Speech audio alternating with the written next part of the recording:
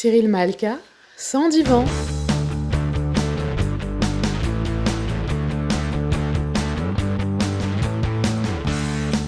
Sans divan.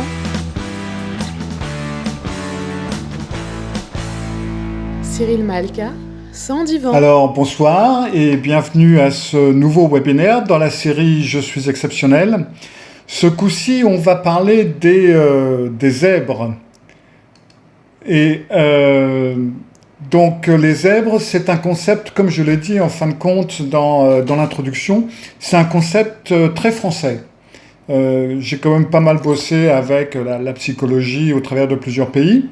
Et en France, c'est la première fois, et donc jusqu'ici la seule fois, où je suis tombé sur ce concept qui m'a un petit peu étonné.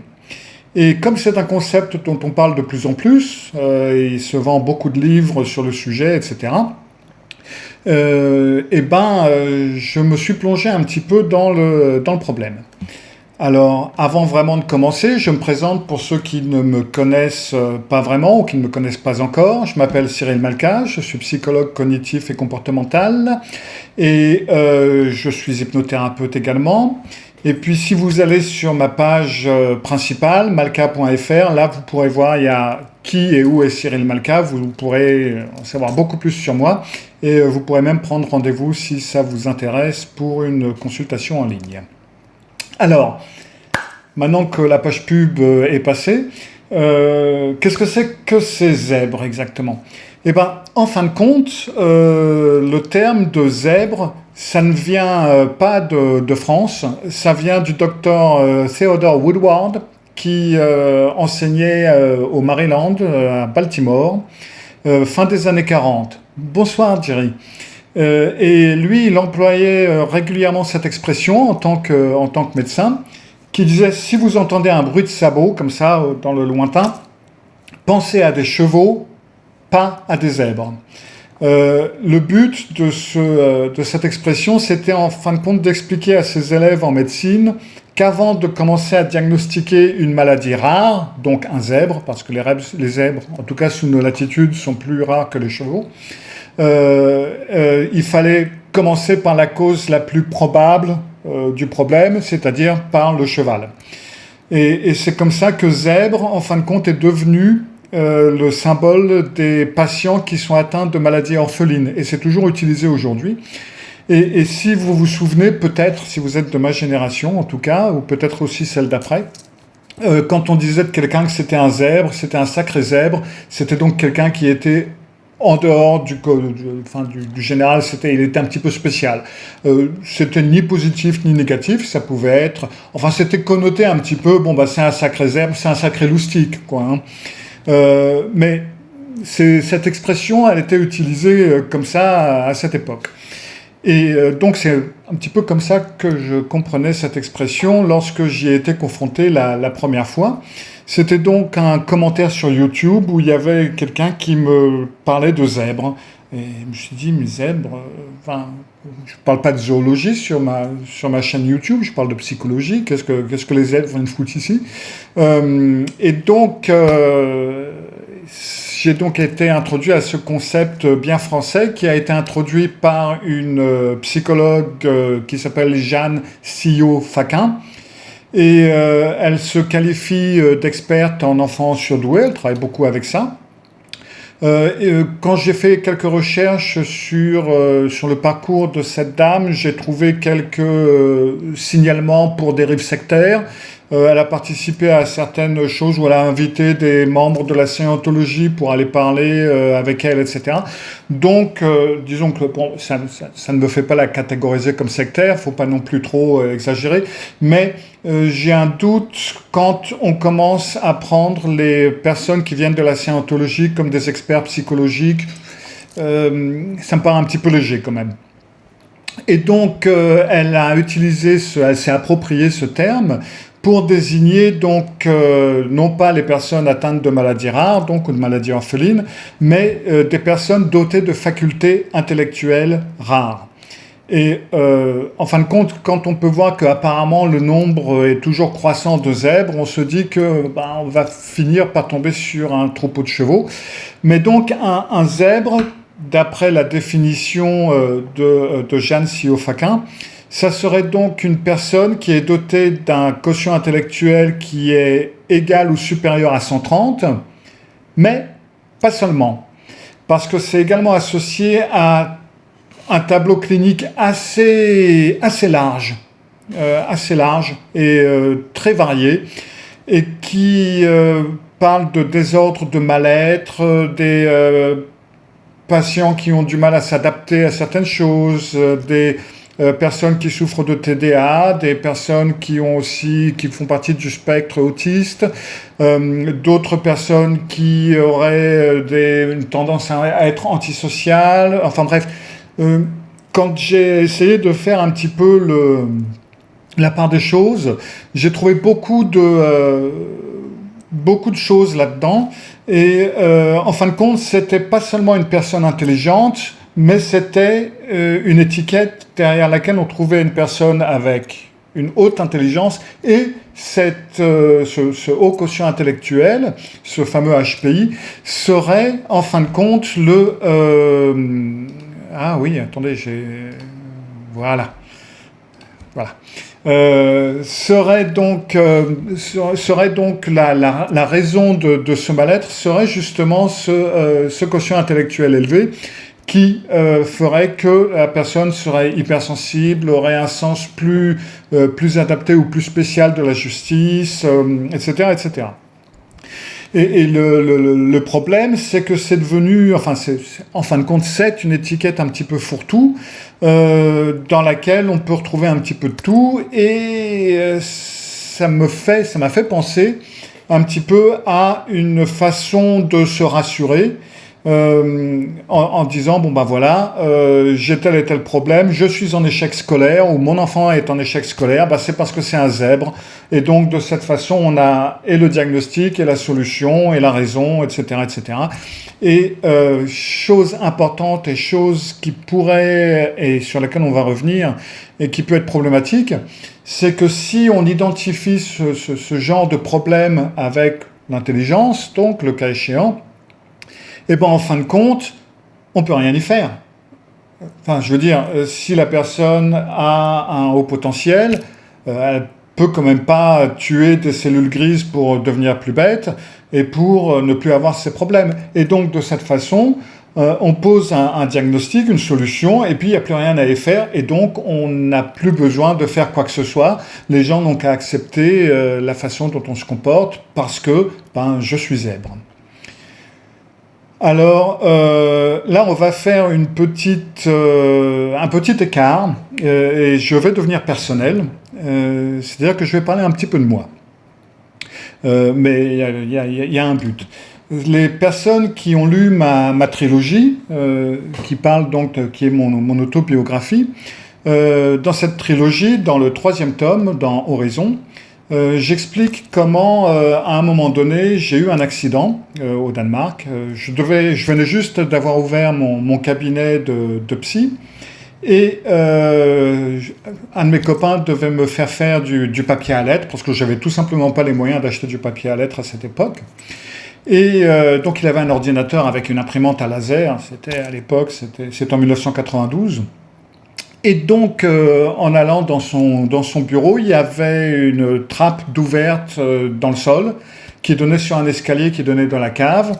Logiquement, il y avait une plaque qui refermait ce trou, en quelque sorte, mais là, elle n'y était pas, pour une raison ou pour une autre. Je ne l'ai pas vue, j'ai marché dans le trou, allègrement, sans rien voir. Je suis tombé au travers du trou sur l'escalier en ciment. Avec l'arrière de la tête, j'ai arraché un morceau de ciment gros comme ça tire-t-on de l'escalier en ciment, ce qui prouve que même si je ne suis pas breton, j'ai la tête dure. Mais ça a fait que mon cerveau a cogné contre la partie frontale et ça m'a fait une hémorragie cérébrale, commotion cérébrale, j'ai arrêté de respirer, enfin bref, c'était assez problématique. Et donc je m'en suis sorti avec certain temps à l'hôpital et avec des médicaments, etc., etc., etc. Les médecins m'avaient prédit, tout médecin qu'il soit, que jamais plus je ne pourrais faire de psychologie, je ne pourrais jamais plus avoir de patients parce que la partie du cerveau qui était touchée était justement celle-là. Heureusement que je ne les ai pas écoutés. Et donc, après un certain temps, après à peu près 2 ans de travail, alors j'ai tout perdu, dans ça, j'ai perdu mon boulot, j'ai perdu la maison, etc., etc. Et donc, une fois que je m'en suis sorti, après 2 ans, j'ai voulu tester mon quotient intellectuel. Parce que je me suis dit, j'aimerais bien savoir, parce que j'avais l'impression quand même que ça fonctionnait quand même pas mal. Et je voulais savoir, en fin de compte, si ça s'était remis à fonctionner ou si c'était cassé, quoi, en gros. Et donc, j'ai été passer un test de QI. Et le test qui a été fait à Mensa, donc le club des surdoués, enfin bref, donc a trouvé que mon QI était supérieur à 155. Ils ne savaient pas exactement combien parce que leur test ne mesurait pas plus haut que 155. Donc ils savaient seulement que c'était au-dessus de ça, mais pas de combien. Donc je suis entré à Mensa. Alors logiquement, ils voulaient m'envoyer sur d'autres tests plus pointus pour voir si je faisais partie des 0,5% supérieurs de la population, mais ça, j'en ai rien à secouer. Ce que je voulais voir, c'était si c'était cassé ou pas, donc ça ne l'est pas. Et donc, au travers de Mensa, j'ai été très actif dans cette association. J'étais même le rédacteur de notre journal, de notre mensuel.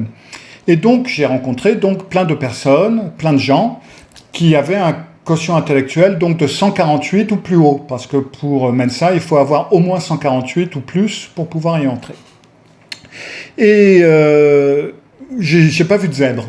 Alors, il y avait des personnes qui étaient asociales, il y avait des personnes qui étaient chiantes, il y avait des personnes associées et cela, mais comparé à la population globale, non, c'était pas un club de personnes asociales et de personnes instables, c'était pas un club de personnes bizarres, on parlait pas seulement de théorie quantique non plus, enfin bref, c'était rien de tout ça.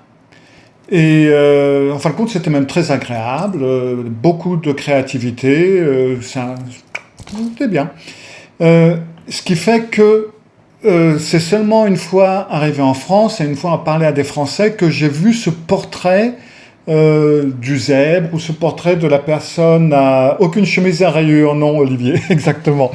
Et c'est seulement arrivé en France que j'ai vu ce portrait de nerd, les personnes, les HP, les zèbres, enfin vraiment les personnes problématiques. Et en allant un petit peu plus en avant, la seule chose que moi je puisse vous dire, c'est que d'après ce que moi j'ai rencontré, et j'en ai quand même rencontré pas mal, et d'après les différentes études qui ont été faites, je n'ai pas trouvé les HPI, comme on les appelle, donc spécialement hypersensibles, spécialement solitaires, spécialement mauvais élèves, spécialement cancres. Alors moi j'ai été un cancre, j'ai redoublé ma 5e, j'ai redoublé ma 4e, puis je me suis fait virer de l'école parce qu'ils en avaient marre de me voir. J'étais en échec scolaire tout à fait, mais c'était peut-être pas à cause de mon HPI, c'était peut-être à cause que mon père me tapait sur la tronche constamment, et puis qu'on m'avait laissé totalement tomber en tant que gamin. Que se serait-il passé si on avait dit c'est parce qu'il est HPI, donc c'est comme ça, il est comme ça? Non, ça m'aurait donné peut-être un mauvais départ dans la vie. Donc, d'où vient cette idée? L'idée vient tout simplement du fait que en France, on n'a pas d'identification des enfants à haut potentiel de façon systématique. Dans un pays comme les États-Unis, ils font à l'école des tests de quotient intellectuel, et ça, ils sont faits régulièrement dans toutes les écoles. À l'époque, en France, quand il y avait le service militaire, il y avait un test de QI qui était fait au service militaire. Et tout ça, ça se fait plus puisqu'il n'y a plus le service militaire, donc il y a absolument aucune raison de tester les gens. Et ce qui se passe, c'est que quand vous avez des gens qui ont des problèmes, parce qu'il y en a, et qui vont chez le psy, ou alors des gamins qui ont des problèmes, et donc ils sont envoyés chez le psy, eh ben, peut arriver un moment où le psy va faire passer un test de QI. Et là, dans ce cas-là, on peut, alors c'est un cas sur 3 ou un cas sur 5, trouver personne qui a un quotient intellectuel élevé. Et donc, bien entendu, ça arrive, parce que toutes les personnes à QI élevé ne sont pas fantastiques et incroyables. Il y a des gens avec des problèmes aussi, quoi. Et donc, pour les psys, ils vont dire, sur tous mes patients, il y en a quand même une bonne partie qui ont un quotient intellectuel élevé. Oui, mais combien de personnes avec un quotient intellectuel élevé t'as pas vu dans ton bureau, hein? Et ça, c'est quelque chose que tous les psys devraient savoir, parce qu'on fait maintenant je ne sais pas en France, hein, mais aux États-Unis, aux universités, on fait des études statistiques. On sait comment faire les statistiques et comment calculer les statistiques. Ça fait partie de l'étude, des études que vous allez lire pour garder un œil critique sur les études. Donc, on le sait qu'on ne peut pas partir, parce que dans ce cas-là, moi j'ai beaucoup de personnes qui ont eu des contacts ou qui ont été dans des relations toxiques. Et alors si on veut aller par là, je vais pouvoir dire 90% des relations, c'est des relations toxiques, si je pars à partir de ce qu'il y a dans mon cabinet. Enfin, je veux dire. Donc, bien entendu, quand on parle des personnes HPI et quand on n'a pas de statistiques autres que celles qui viennent des cabinets de psy, il est un petit peu normal que l'on ait ce genre de résultats. Parce qu'en fin de compte, sur toutes les cohortes de personnalités HPI qui ont été testées et qui sont testées régulièrement dans d'autres pays que la France, donc, on sait qu'il y a d'autres traits qui sont beaucoup plus présents. On sait par exemple qu'ils sont beaucoup plus créatifs que les autres. Ils ont une très grande ouverture à la nouveauté. Ils n'ont pas cette peur des choses nouvelles. Ils n'ont pas cette crainte d'essayer des choses qui n'ont jamais été essayées auparavant. Ils sont très ouverts à l'expérience, sans savoir exactement ce qui va en découler. Ils sont très ouverts à des idées qui peuvent être un peu partout, et à l'imagination. Alors, créativité, ça ne veut pas dire que ça va être des personnes qui vont dessiner ou qui vont chanter bien. Non, créativité, on peut être comptable et très créatif. Créativité, c'est trouver des solutions exceptionnelles ou des solutions hors du commun à un problème. C'est pas nécessairement être un bon acteur ou un bon danseur. En fin de compte, un bon danseur n'est pas créatif. Il se contente de faire ce que une personne créative a créé. C'est quelqu'un d'autre qui a créé le ballet, qui l'a mis en forme, et lui, il est créatif, ou elle est créative. Celui qui l'exécute n'est pas créatif. Donc il ne faut pas croire que la créativité, c'est seulement dans le domaine de l'art. La créativité, ça peut être dans n'importe quel domaine, et même dans les domaines les plus terre-à-terre. Et donc, les études de toutes ces cohortes de personnes à haut potentiel, ça nous permet justement de balayer ce mythe que les personnes HPI seraient plus solitaires que la moyenne. Elles ne le sont pas. Elles ne sont pas plus solitaires que la moyenne. Elles ne sont pas plus dépressives que la moyenne. C'est pas vrai. Elles ont des compétences sociales au moins aussi bonnes que la majorité des gens, parfois mieux. Elles n'ont pas non plus un sens de l'humour plus développé. Et ça, j'ai pu le vérifier parce que l'humour danois, c'est un peu teuton. Et je peux vous assurer que les personnes amènent ça. Ils n'ont pas un humour beaucoup plus développé que la moyenne des Danois. Ils n'ont pas non plus un plus grand sens de la justice. Et donc les enfants à haut potentiel, non, ce ne sont pas forcément des mauvais élèves. C'est pas parce que le gamin est en échec scolaire qu'il est au potentiel. Malheureusement, non. Il se peut que votre gamin ait un autre problème. Il se peut aussi que vous ne l'élevez pas suffisamment bien, que vous ne lui mettiez pas suffisamment de limites et autre chose. Mais ce n'est pas nécessairement un problème de quotient intellectuel. Soit dit, il peut parfaitement être un gamin insupportable et être HPI. L'un n'a rien à voir avec l'autre.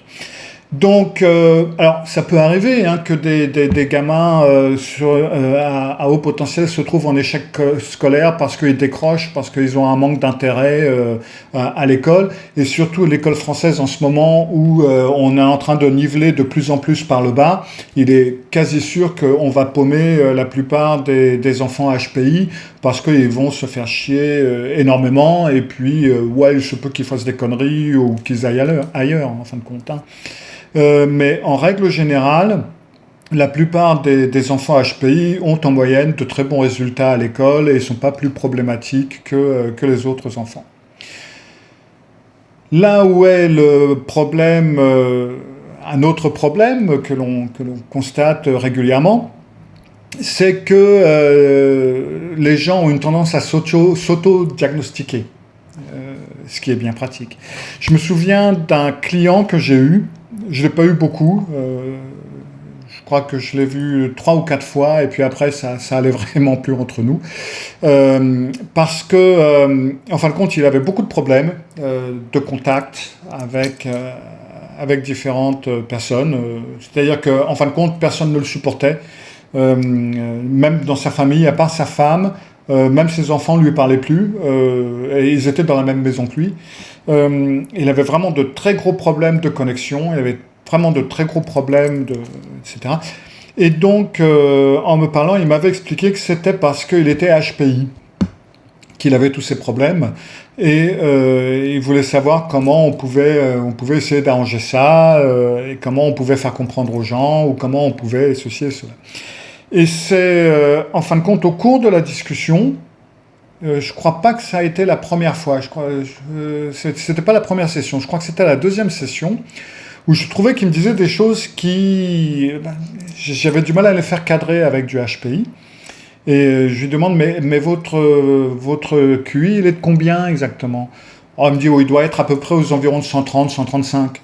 Il dit, attendez, là, on n'est pas en train de parler du temps que ça vous met à aller au supermarché du coin. Il est 130 ou il est 135?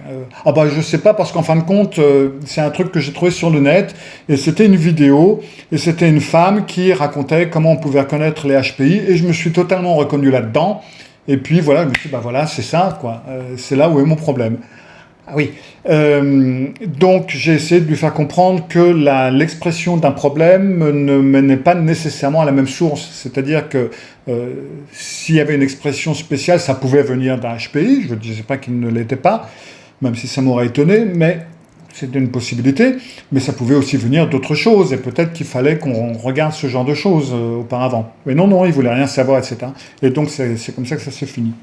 Mais là, c'est un petit peu le problème de l'autodiagnostic, parce que si vous allez sur Internet pour faire un test en ligne, ou si vous voyez des vidéos d'un tel ou d'un tel qui vous expliquent que si vous avez tel et tel problème, vous êtes un zèbre, eh ben vous allez vous mettre cette étiquette, c'est quasi sûr, et ou ça va être une étiquette qui va dire c'est bon, je suis HPI, ou ça va être une étiquette qui va dire non, j'ai même pas cette qualité, je suis vraiment nul, je suis bête, etc.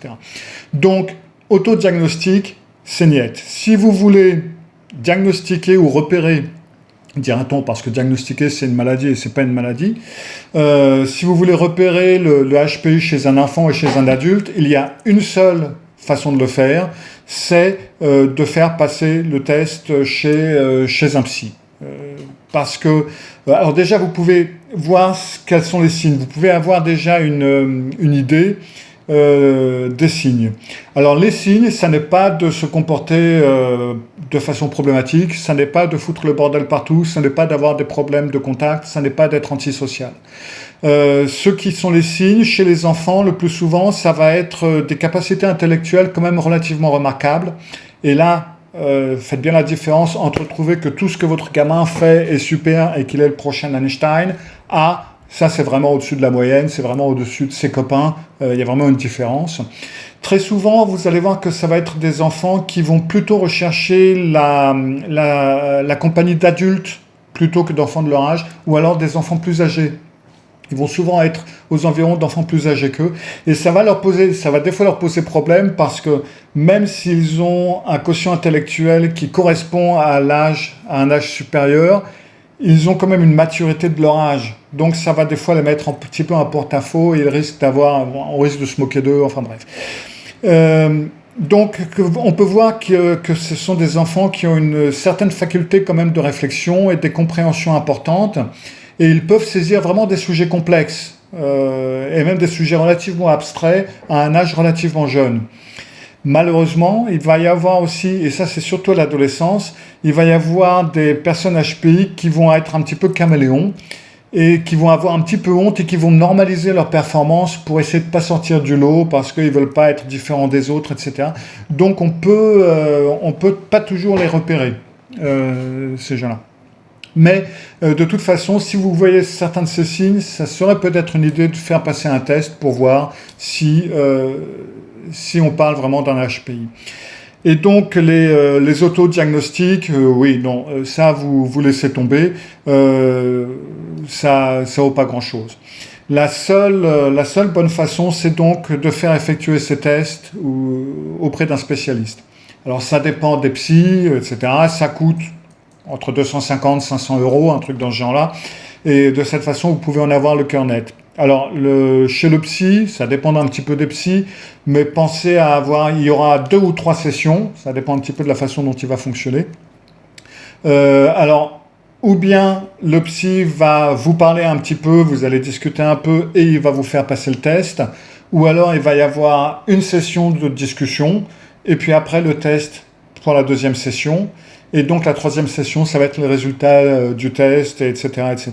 Donc à peu près ça. Et donc après, une fois qu'on a posé ce diagnostic, alors quoi ? Alors ça dépend si c'est un enfant ou si c'est un adulte. Si c'est un enfant, ça peut être pertinent pour confirmer le HPI. Et puis après, essayer de conduire à des aménagements. Alors là, encore une fois, ça dépend du pays dans lequel vous vous trouvez et des possibilités que vous avez.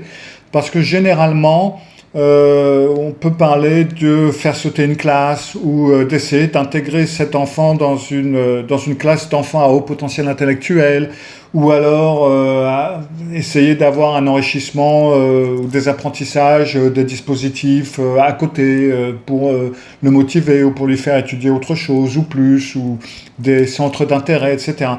Tout ça, ça peut avoir un effet bénéfique. Alors je sais que ça dépend. Parce que si il y a certaines écoles où vous allez avoir les profs qui vont avoir un truc du genre oui bon, on est tous intelligents, on est tous pareils, etc. Et là vous risquez d'avoir des problèmes si vous essayez de faire sauter une classe à votre gamin, etc.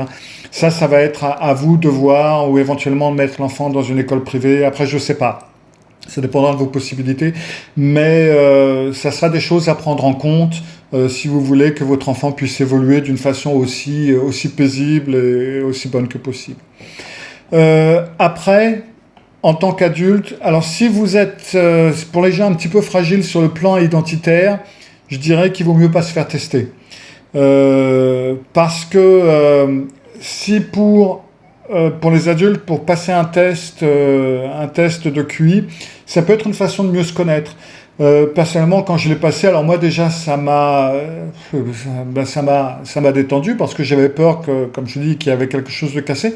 Et puis en plus, ça m'a aidé à apprécier, en fin de compte, le fait que, ouais, c'est vrai, remarque, j'apprends rapidement les choses, etc. Puis, en fin de compte, c'est très bien comme ça. Et puis aussi, ça m'a permis aussi d'être plus patient avec certaines personnes, parce qu'il y avait des moments où je croyais vraiment que les gens étaient cons, que beaucoup étaient très cons, alors qu'en fin de compte, c'était pas ça, quoi. Ils avaient une intelligence normale. Donc, ça m'a appris aussi à être plus patient avec certaines choses. Donc, ça peut être quelque chose qui peut vous aider à développer certaines qualités et qui peut vous aider à vous développer. Mais c'est pas une solution miracle, quoi. C'est quand même quelque chose où il va vous falloir adapter certaines choses, adapter vos besoins, adapter votre environnement, etc. Donc ça peut être positif si vous vous réappropriez une partie de vous, mais si malheureusement le test n'est pas concluant, c'est-à-dire que si le résultat est que c'est pas un HPI, ça peut avoir une grande déception, et puis ça peut, si vous êtes fragile psychologiquement parlant, je suis nul, etc., etc.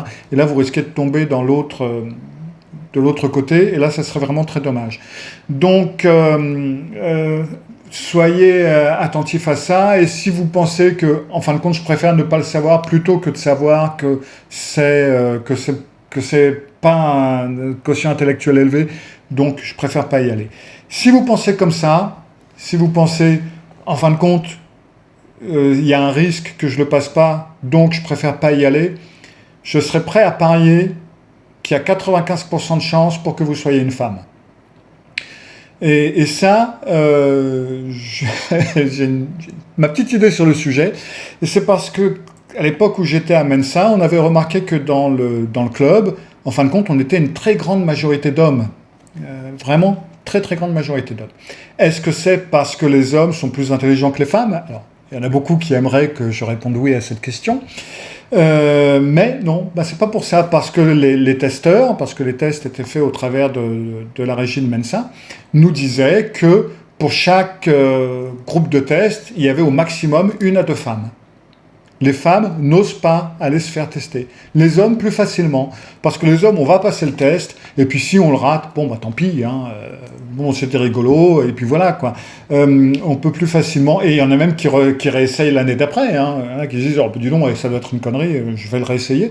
Que les femmes, elles le prennent beaucoup plus sérieusement, et si elles ont un test qui leur dit, vous n'avez pas un quotient intellectuel. Alors même ça, c'est 148 quand même, on parle pas de 130.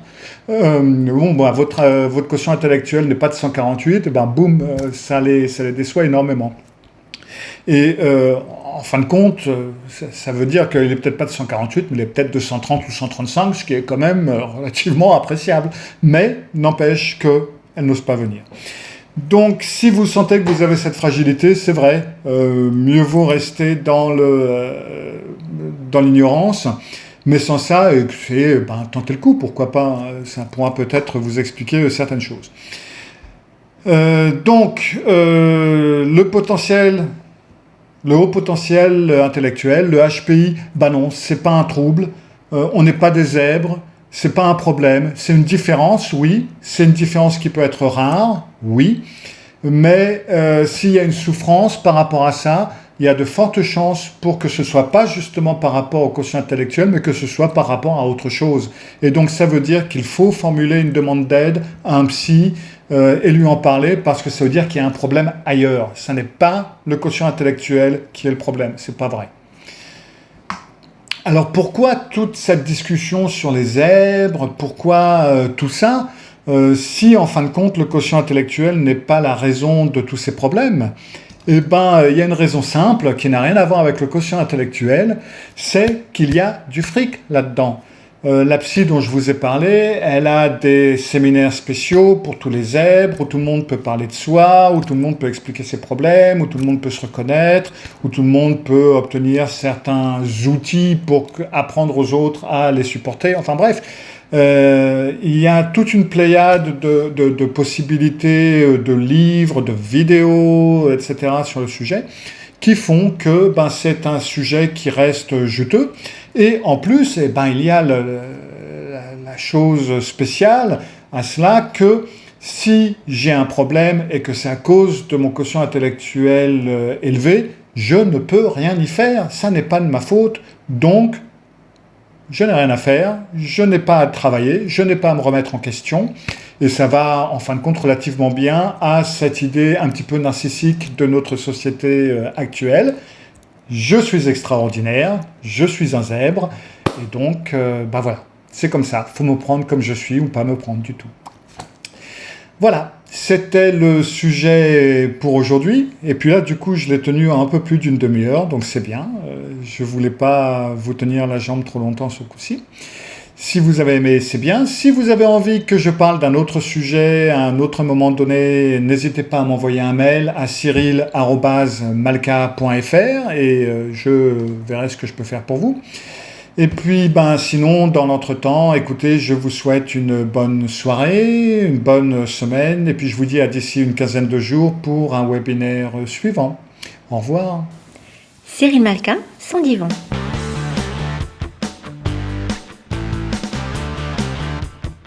Cyril Malka, sans divan.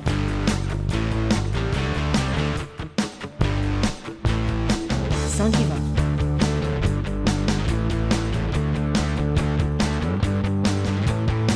sans divan. Cyril Malka, sans divan.